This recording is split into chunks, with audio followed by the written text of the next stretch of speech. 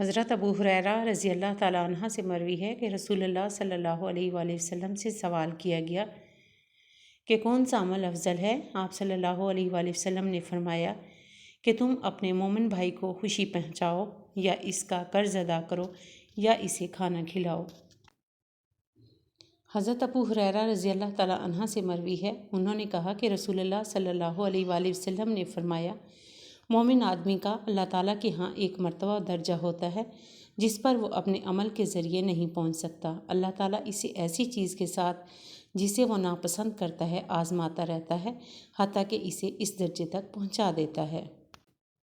نعمان بن بشرہ رضی اللہ تعالیٰ عنہ سے مروی ہے، انہوں نے کہا کہ میں نے رسول اللہ صلی اللہ علیہ وآلہ وسلم سے سنا،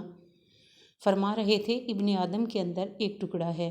اگر وہ درست رہے تو سارا جسم درست رہتا ہے اور جب وہ خراب ہوتا ہے تو سارا جسم خراب ہو جاتا ہے،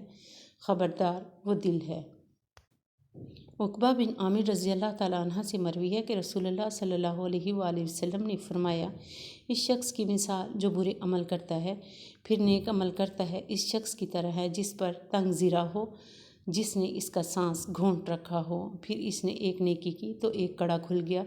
پھر دوسری نیکی کی تو دوسرا کڑا کھل گیا، حتیٰ کہ وہ زرہ زمین پر گر گئی۔ ویڈیو اچھی لگے تو چینل کو لائک اور سبسکرائب کریں تاکہ اس طرح کی ویڈیو آپ کو بر وقت ملتی رہیں۔ شکریہ۔